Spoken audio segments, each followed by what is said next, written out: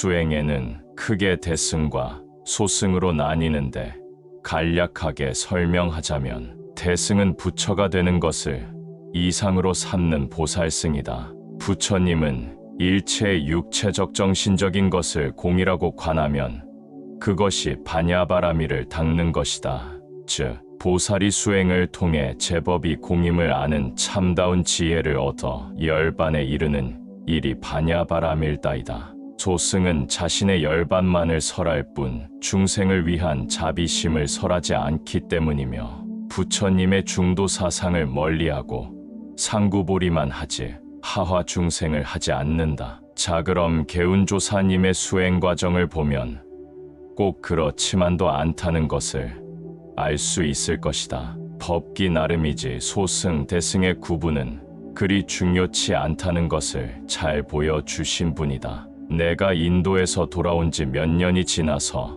한 수행자로부터 개운조사님이 주석을 닫는 엄경을 얻었는데 신심이 용수쳐 올랐다. 하지만 정독하지 못하고 소장만 하다가 어느 날 범상치 않는 귀인을 만났는데 경전을 보여주자 달라고 하여 그만 주고 말았다. 아마 그분이 개운조사님이 아니었나 짐작할 뿐이다. 수행에 진심인 수행자는 지금도 개운조사님을 만나 보실 수 있다고 생각한다. 혹시 개운조사님이 어떤 분이신지 모르는 분을 위해서 스님의 이야기를 최대한 간략하게 말씀드리겠습니다. 개운조사는 1790년에 경북 상주에서 태어났다. 개운조사는 외동 아들이었다. 개운조사의 아버지는 개운조사가 3살 되던 해에 돌아가셨다. 그 2년 뒤에는 어머니마저 세상을 떴다. 그러자 외삼촌 부부가 개운조사를 데려다 아들처럼 길렀다. 외삼촌 부부는 아이가 없었다 한데 외삼촌도 개운조사가 7살 때 죽었다. 이에 개운조사가 상주가 되어 3년상을 치렀다. 외숙모도 2년 뒤에 죽었다. 개운조사는 혼자서 외숙모의 3년상을 치렀다. 마을 사람들은 그의 효심에 큰 감동을 받아 개운조사를 양효동이라 불렀다. 9살에 외숙모마저 여의고 천외과가 된 개운조사는 인생의 무상함을 뼈저리게 느꼈다. 또 피부치들을 모두 앗아간 죽음이 너무도 두렵고 싫었다. 죽음을 이기는 길을 알고 싶었다. 그래서 어른들을 만날 때마다 죽음에서 벗어나는 방법이 없느냐고 물었다. 사람들은 이런 질문을 받을 때마다 어이없어 했다. 쓸데없는 생각을 한다고 비웃는 사람도 많았다. 모두들 개운조사의 머리가 좀 잘못돼 간다고 했다.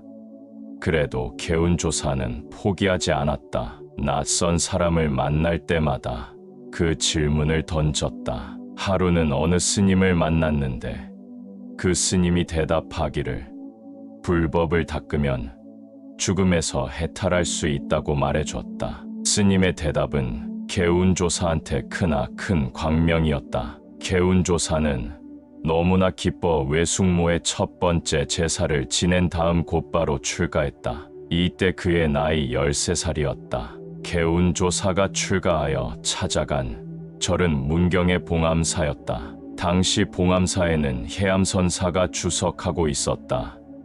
해암선사가 개운조사의 머리를 깎아줬다. 개운조사는 해암선사의 시자가 되어 그의 가르침을 받았다. 한데 해암선사도 1년 후에 입적했다. 개운조사는 혈육뿐 아니라 스승까지도 너무 어린 나이에 잃었다. 죽음은 이제 개운조사가 풀어야 할 일생의 화두가 되었다. 개운조사는 해암선사가 입적한 뒤에도 6년 동안 봉암사에 머물러 불법을 닦았다. 그리고 19세 때 큰 스승을 찾아 봉암사를 떠났다. 죽음으로부터 해방된 대도인을 찾아서 10여 년 동안 방방곡곡을 두루 헤맸다. 발이 닳도록 명산대차에 이곳저곳 떠돌아다녔다.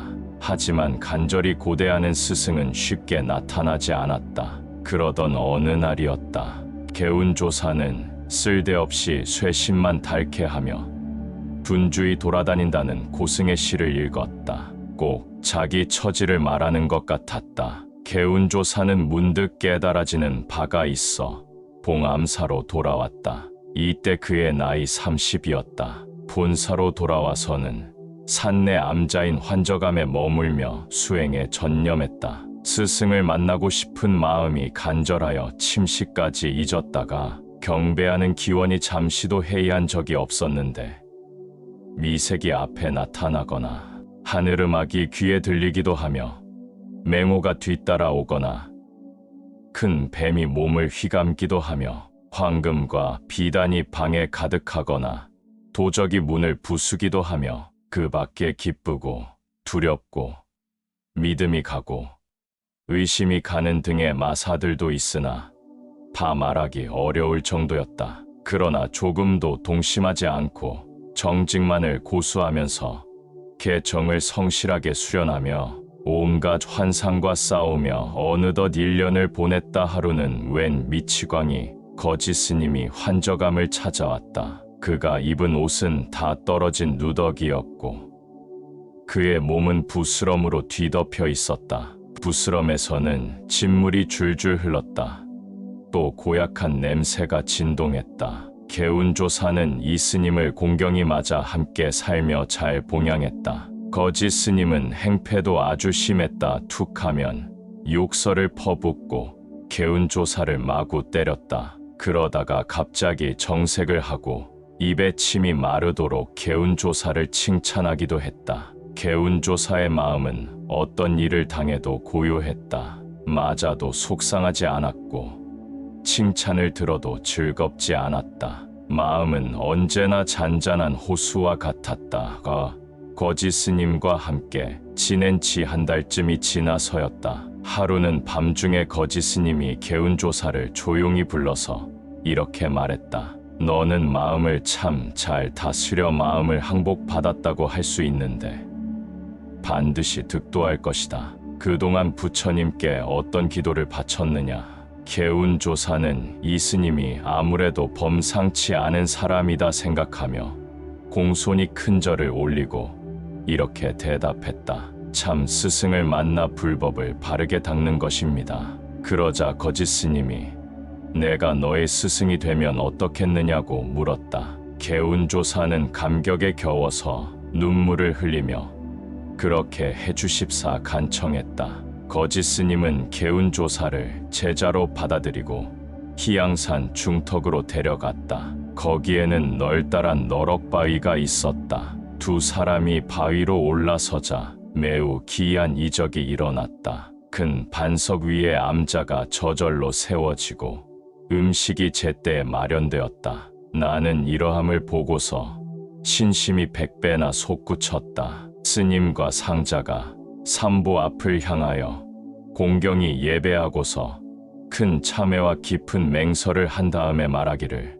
너는 지금 마땅히 알아야 한다. 수도를 함은 마음을 항복받는 것으로 시작과 끝마무리의 절요함을 삼는다. 학자가 만에 하나도 성도하지 못함은 마음을 항복받지 못하고 암 안에서 벗어나지 못하기 때문이다. 개운조사는 그 암자에서 스승과 함께 이랫동안 머물렀다. 스승께서 정본수능엄경과 유가시밀록을 개운조사에게 부탁하면서 말하기를 내가 보현존사에게 구결로 받은 신해 수증이 모두 여기에 있으니 진중하게 받들어 간수하라 함으로 공경하게 배수하였는데 또 다시 대승의 묘결을 구두로 전해주므로 이를 하나하나 터득하고 깨달았다.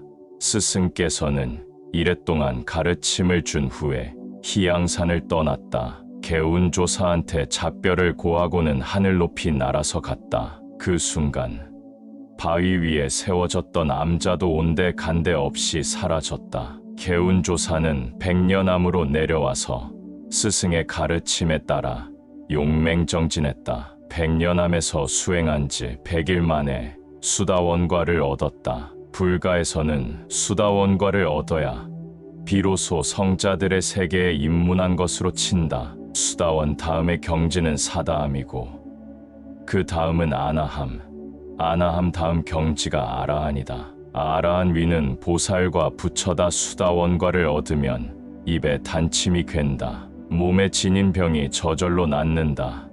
단전이 따뜻해지고 용모가 맑아진다. 탐욕이 잃지 않는다. 개운조사는 수다원과를 얻은 뒤에 속리산 동쪽에 자리 잡은 도장산의 심원사로 들어갔다. 이름이 기이하다. 도가 감춰져 있다는 뜻인데 범상치가 않다. 심원사는 깊을 심자의 근원 원자를 쓴다. 이 이름도 예사롭지 않다. 무슨 도가 감춰져 있으며 무엇의 깊은 근원이란 말일까? 도장산은 속리산과 맞붙어 있다. 속리산의 지산 중 하나이다. 도장산 연봉들은 생김새가 하나같이 매우 단아하며 수려하다. 생기가 철철 넘친다.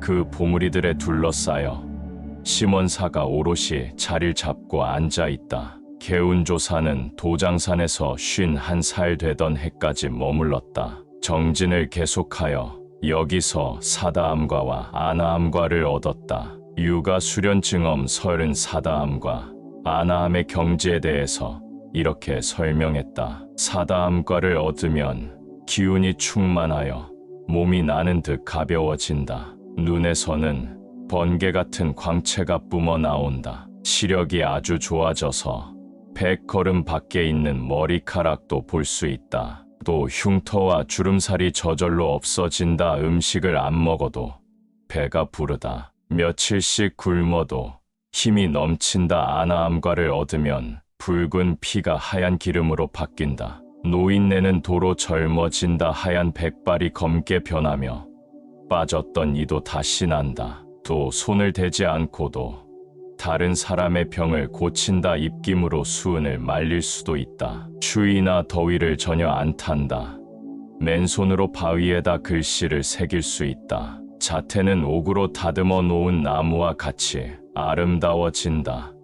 피부는 금빛이 돌며 투명해진다. 정신이 한없이 밝고 맑아서 잠이 안 온다. 오랫동안 잠을 안 자도 전혀 피로해지지 않는다. 불가에선 사다암과를 얻은 사람은 한 번 더 욕계로 오고 아나암의 경지에 오른 이는 더 이상 욕계로 내려오지 않는다. 아나암과를 얻자 개운조사의 용모는 완연한 선인의 모습으로 변했다. 그야말로 선풍독을이었다.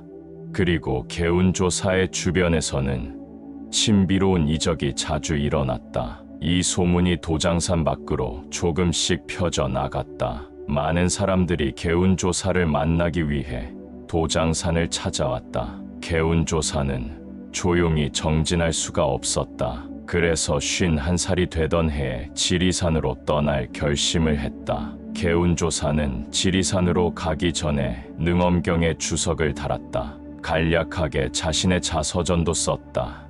이것들을 하나로 묶어 책으로 만들었다. 책의 말미에다가 이런 얘기도 덧붙여 두었다. 이 책을 심원사 천장에 숨겨둔다. 도장산 계곡물에 사는 용들에게 이 책을 잘 보호하라 일렀다. 앞으로 100년 후에 인연이 닿는 사람이 이 책을 발견하여 세상에 전할 것이다. 그때에 가면 바른 도가 널리 퍼지리다. 큰 도를 이루는 사람들이 많이 나올 것이다. 이 책을 읽는 사람들은 의심하지 말고 정진해라. 나는 바위에다 맨손으로 글씨를 새겨놓았다. 이것이 정법을 따라 정진하여 내가 도를 이룬 증거이다. 떠날 때에도 마지막으로 매우 신비로운 이적을 보여주었다고 한다. 개운조사는 지리산 반야봉에 자리 잡은 묘향대로 갔다. 묘향대에 묘향암이란 작은 암자가 있다. 묘향암은 아주 빼어난 수도터다. 지금도 묘향대에는 수행자의 발길이 끊기질 않는다. 개운조사가 이곳 묘향대에서 얼마나 머물렀는지 또 어떤 경지에 올랐는지 아무도 모른다. 묘향대를 떠나 그 다음엔 어디로 갔는지도 알 수 없다. 개운조사는 도장산에서 아나암과를 얻었으니 지리산에서는 더 높은 경지에 올랐을 것이다. 아나암, 보다 높은 경지는 아라한이다.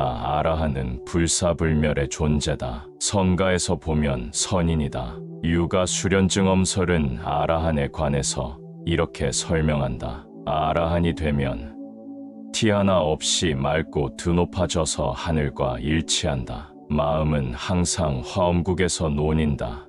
세상과 인간의 일을 모두 알 수 있다. 아득한 과거의 일, 까마득한 미래의 일도 모두 환하게 헤아린다. 또 공덕과 수행이 부처님을 빼닮는다. 눈에는 붉은 노을이 가득하고 금빛 광채가 온몸을 감싼다. 주위에 오색 구름이 둘러싸며 몸이 자유자재로 움직인다. 하늘 높이 날기도 하고 한순간에 수천 수만리 떨어진 곳을 옮겨가기도 한다. 개운조사가 도장산을 떠나며 바위에다 새겨둔 글씨는 지금도 남아있다. 속리산 동편, 경북 상주군 화북면 용유동에서 심원사로 가는 길가에 있다. 이 일대에는 옛날에 어떤 선인이 도장산에서 살았는데 그이가 맨손으로 글씨를 새겼다는 이야기가 전설처럼 전해온다. 1950년대의 일이다. 양성이란 스님이 심원사에 들러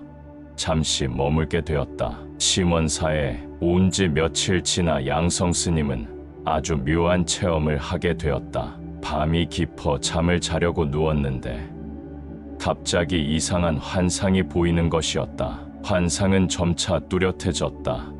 처음에는 노인의 모습이 보였다. 그 다음에 두툼한 책이 나타났다. 나중엔 노인이 스님을 향해 받으라는 듯이 책을 내밀었다. 양성 스님은 왜 헛것이 보일까 의아해하다가 그냥 잠이 들었다. 한데 이튿날에도 똑같은 환상이 나타났다.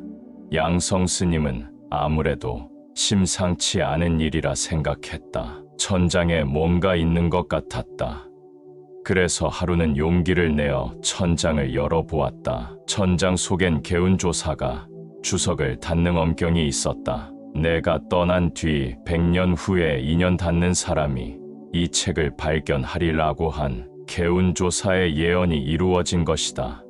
양성 스님은 책을 읽어보고 깜짝 놀랐다. 그리고 그 책을 처음부터 끝까지 모두 베꼈다. 그런 다음 원본은 천장에 도로 넣어두고 필사본만 가지고서 심원사를 떠났다. 양성 스님이 심원사를 다녀 간지 사흘 만에 심원사에는 큰 불이 났다. 모든 건물이 남김없이 다 타버렸다. 개운조사가 쓴 책도 건물과 함께 재로 변했다. 양성 스님은 개운조사가 당부한 대로 이 책을 출판하여 널리 전했다. 개운당 유서중 당부 말씀입니다.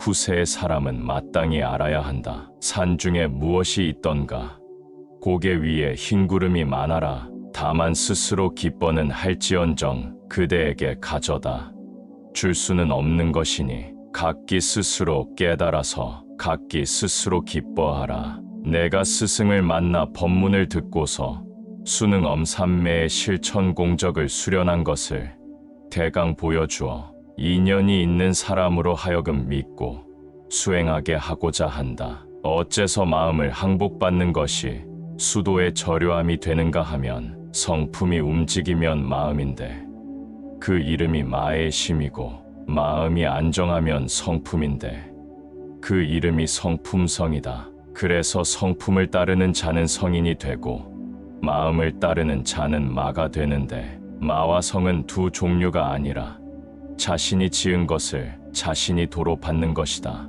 후학은 이를 알아야 한다.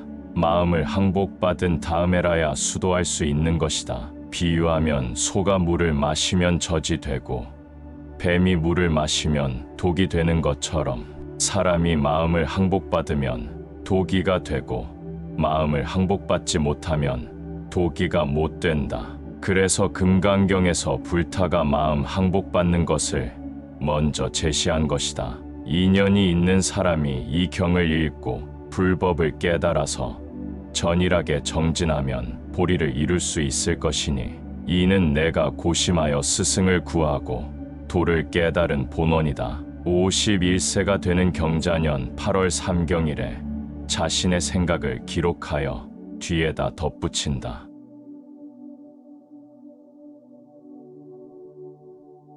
감사합니다, 개운조사님. 그럼 여기서 개운조사님의 이야기를 마칠까 합니다. 더위 조심하시고 안녕히 계십시오.